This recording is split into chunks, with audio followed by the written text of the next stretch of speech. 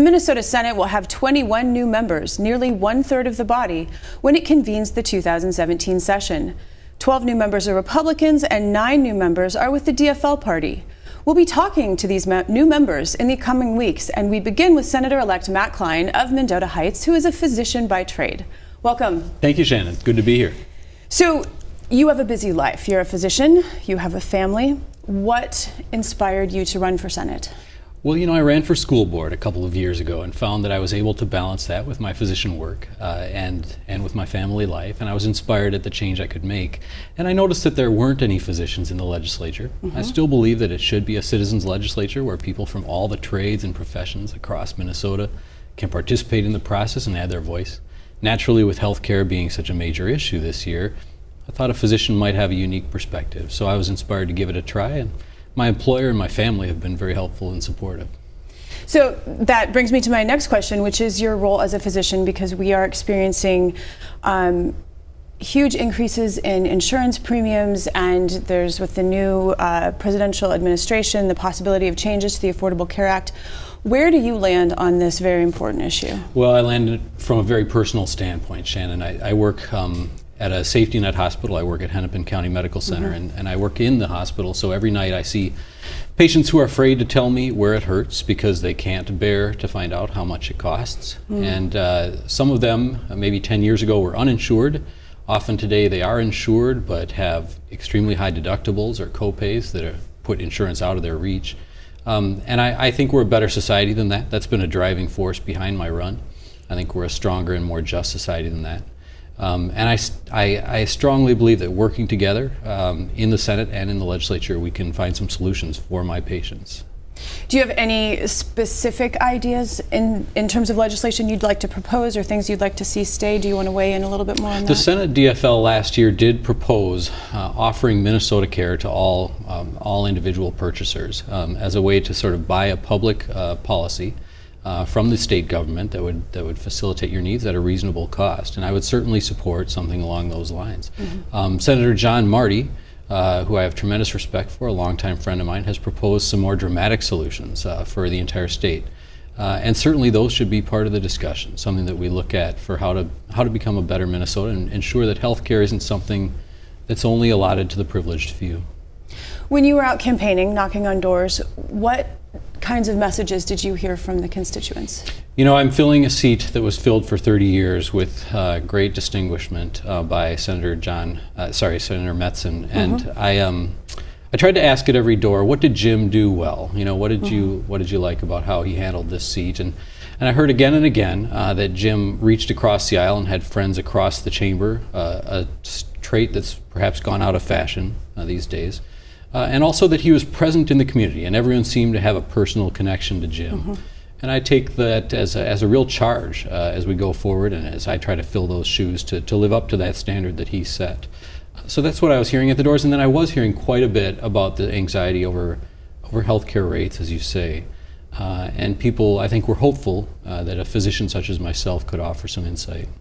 In addition to healthcare, were there any other major concerns among your constituents? Education came up again and again. Families not feeling that they were going to be able to afford college for their kids, or that their own kids' education maybe wasn't as robust as they would hope it would be. I think my experience on a school board and my experience having 5 children of my own in the public school system spoke to that, and certainly I'll try to address those issues in my work. During the election season, there was much discussion about the rural-urban divide in the state. So some people are actually viewing Minnesota as 2 states. And what's your view? How do you see Minnesota? Well, I'm a suburban legislator, and in fact, suburban legislators are the predominant caucus within the Senate at this time. We have the most seats, and I think that's a good position to be in right now. I think we can speak to the issues that occur in the cities, and we can also speak to the issues that occur in rural areas. And so if there's a bridge to the divide, I hope I can be part of that, and I hope my colleagues in the Suburban Caucus can contribute to that. Certainly the anxieties of the 2 communities are very different, but I firmly believe that we have more that unites us as Minnesotans than divides us, and I'll keep speaking from that perspective. We already touched on this, the late Senator Jim Metzen. He's a legend. They're big shoes to fill. Are you Do you feel that you can handle the weight of that legacy? I'll never be Jim Metzen. Jim brought the whole package. He was smart, he was judicious, he was thoughtful, and he had a huge personality, and he was beloved. My job, being a first-time legislature with not even one day under my boots, is to keep my head down, pay attention, and learn as much as I can from the people who worked with Jim, understand what he knew and how he did it well, and that's what I'm going to strive to do. Your caucus will be in the minority. What would you like the Republicans to know about you? So I work as a physician. I'm not a lifetime politician. And I go into work every day and get the job done. Often I work with people that don't agree with me. Let's say I see a patient with appendicitis and there's a surgeon that I'm working with and we don't necessarily get along, but we get the job done at the end of the shift and the appendix gets out. And hopefully. Well, and that's the charge I take to my legislative work.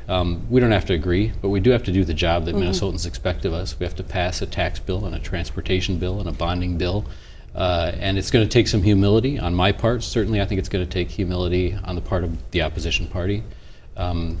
So that we can make sure that the Minnesotans are served and the legislation that's necessary is passed. That's what I'd like them to know.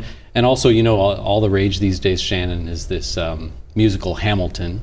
Yes. And my kids are watching that all the time, listening to the music. And inspired by that, I picked up the book The Federalist shortly after my election. And Federalist 62 speaks about what's the role of the Senate. What did the Founding Fathers mean for the Senate to do? And it's considered to be a break or a pause on the passions of the people. We've had a revolutionary election where chambers have changed, the presidency has changed, and I think the Founding Fathers would envision the Senate as a way to moderate that revolutionary change and to think about things and to pause so that we make wise decisions in the long term. That's the leadership that I've seen Tom Bach bring to the Senate, and in the minority party, that's the type of voice I'd like to bring. Senator-elect Klein, congratulations on your election, and I look forward to seeing what you do in the Senate. Thank you, Shannon.